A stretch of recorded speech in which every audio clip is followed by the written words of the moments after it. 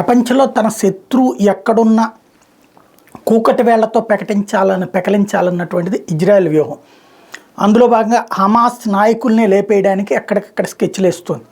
తాజాగా లెబనాన్లో ఉన్నటువంటి లీడర్ కొడుకులతో సహా రంజాన్ సందర్భంగా అక్కడ పూజ చేసుకోవడానికి వెళ్ళినటువంటి సందర్భంలో, వాళ్ళ ప్రార్థనలు చేసుకోవడానికి వెళ్ళిన సందర్భంలో హతమార్చింది. తాజాగా గాజా స్ట్రిప్ మీద ఇజ్రాయెల్ వైమానిక దాడులు హమాస్ ముఖ్య నేత ఇస్మాయిల్ హనియే కుమారులు 3 ప్రాణాలు కోల్పోయారు. ఖతర్ వంటి దేశాల సంధి ప్రయత్నాలు చేస్తున్నటువంటి సందర్భంలోనే హమాస్ కీలక నేతల కుమారులు మరణించడం అన్నటువంటిది కీలకం. జెరూసలేం అల్ అక్సా మసీదుకి విముక్తి కల్పించే పోరాటంలో నా కుమారులు 3 ప్రాణాలు కోల్పోయారంటూ అల్ జజీరాకి ఇచ్చిన టెలిఫోన్ ఇంటర్వ్యూలో ఇస్మాయిల్ కూడా ప్రకటించాడు.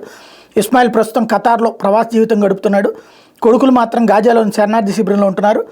షాటీ శరణార్థి శిబిరంలో జరిపిన దాడిలోనే ఆయన కొడుకులు హజీం, అమీర్, మొహమ్మద్లు మరణించారని అల్ అక్సా టీవీ ప్రకటించింది.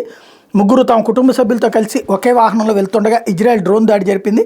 ఈ దాడిలో 3తో పాటు హజీం కొడుకు, కుమార్తె, అమీర్ కుమార్తె సైతం ప్రాణాలు కోల్పోయారు. అంటే ఎవరైతే తమ కొడుకుల్ని ఉగ్రవాదం వైపుకి పంపించారో ఆ కొడుకులు, కూతుళ్ళు ఇప్పుడు చేస్తున్నటువంటి అరాచకానికి చెక్ పెడుతూ చేసుకొచ్చినటువంటిది ఎవరైతే ఉద్యమానికి మూలమైనటువంటి యువరక్తం, ఉగ్ర యువరక్తాన్ని తుదముట్టించింది ఇజ్రాయెల్ అక్కడ.